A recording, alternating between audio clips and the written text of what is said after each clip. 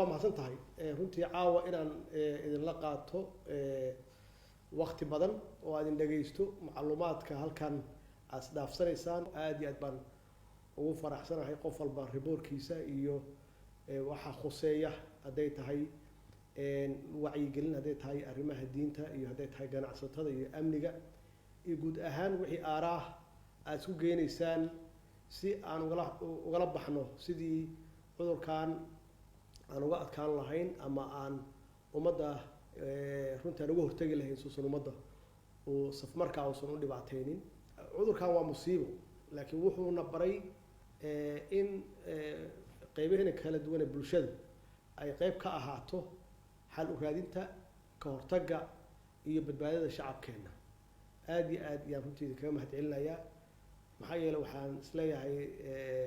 qaarkiin inaydan waqtigan soo jeedin oo aad hore u seexataan laakiin hadda dee aad usoo jeedaan inay tahay hawl qaran iyo ummaddiina saa u badbaadin lahaydeen aad u keeni lahaydeen xal bacdaba tabarteen aan ognahay waxaan ku talagelaynayna aysan ahayn cudurkan inuu noogu yimaado annagoo runtii systemkeena uusan dhisnayn aan ognahay dhaqaalaheena xaaladiisa suu yahay aan ognahay shacabkeena iyo dhaqankooda naqaano maxaan ku raahdaa amnigeena sida uu yahay in runtii intaanoo maskaxa isu timaado ay xal raadiso macnaheedu waxay tahay inaan qirsannahay ganacsato lagama maarmo dowladdana lagama maarmo dhakhaatiirta lagama maarmo amniga lagama maarmo waa isu wada baahannahay marka dowladdii oo dhan waa annaga cid gaar u leh oo cid gaar ah u xil saaran inaysan jirin haddii ay wax nagu dhacaan inaan u wada istaagayna kulligeen oo aan u wada shaqeynayna shacabkeena sidii aan wax ugu qaban lahayn runtii waa mas-uuliyad kulligeenna waa saaran qof walba dee wax walba meelba u ka lahaa waa xaqiiqo laakiin markay runta tahay ama runta timaado kulligeen hal ujeedaan leenahay oo ah dadkeenu inay badbaadaan oo ay bad qabaan dadkeenu inay amni helaan dadkeenu inay nolol helaan dowladdeenu ay istaagto ay hana qaado caalamka aan la macaamilno oo sharaf iyo ciise aan ka helno intaasoo idil waa wax dowladdu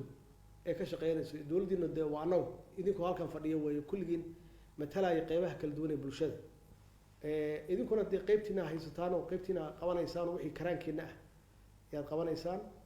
marka waa idin mahadcelinayaa mar kale waa idin hambalyeenayaa ra-iisul wasaaraha khaasatan sida uu u daadihinayo oo hawshaan uu isugu taxallujiyey oo runtii habeen walba uu usoo jeedo uu uga shaqeynayo aad iyo aad yaan runtii leadershipkiisa aan uga mahadcelinayaa iyo guud ahaan idinka oo naftigiina usoo jeeda habeenkii si